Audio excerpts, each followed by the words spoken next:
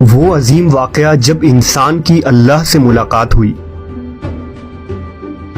جب اللہ کی تجلی کے سارے پردے ہٹ گئے، وہ نور جسے دیکھ کر موسیٰ علیہ السلام پر غشی طاری ہو گئی۔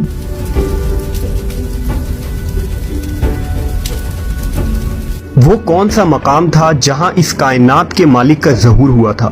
اس جگہ کی کیا حالت ہوئی؟ وہ جگہ آج کہاں ہے؟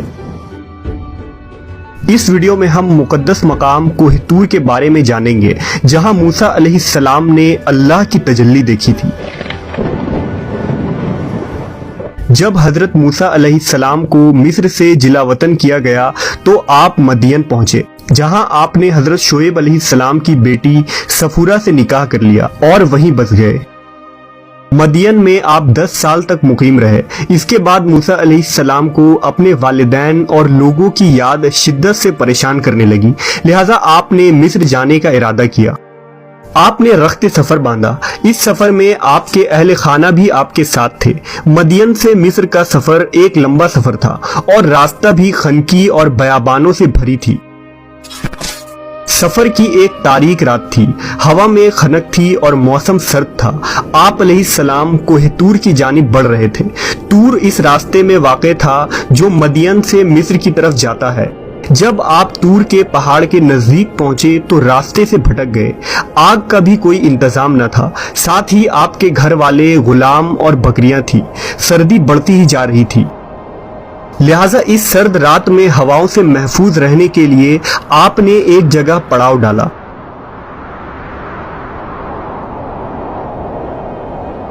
وہاں آپ نے پتھروں کو رگڑ کر آگ جلانے کی کوشش کی، مگر ناکام ہو گئے، کیونکہ سردی کی شدت اور ہواؤں کا بہت زور تھا، اس لیے آگ نہیں جل رہی تھی۔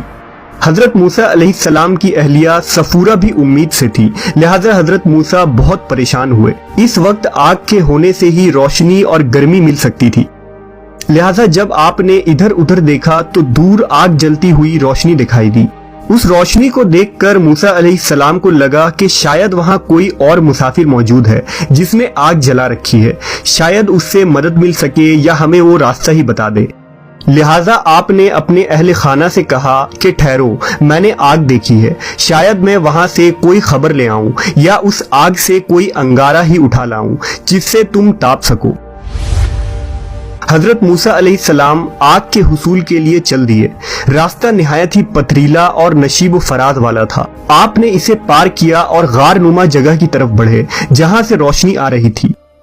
جب آپ اس روشنی کے قریب پہنچے تو دیکھا کہ ایک سرسبز جھاڑی آگ کی لپیٹ میں ہے۔ آگ پوری آب و تاب کے ساتھ بھڑک رہی ہے، لیکن وہ درخت کو راکھ کرنے کے بجائے اس کی خوبصورتی میں اضافہ کر رہی ہے۔ ایسا لگتا تھا کہ درخت روشنی سے جگمگا اٹھی ہے۔ آگ کے شعلے بھڑک رہے تھے، مگر درخت کی کوئی شاخ بھی نہیں جلتی تھی، اور نہ کوئی پتا، نہ کوئی دھواں اٹھ رہا تھا اور نہ تپش۔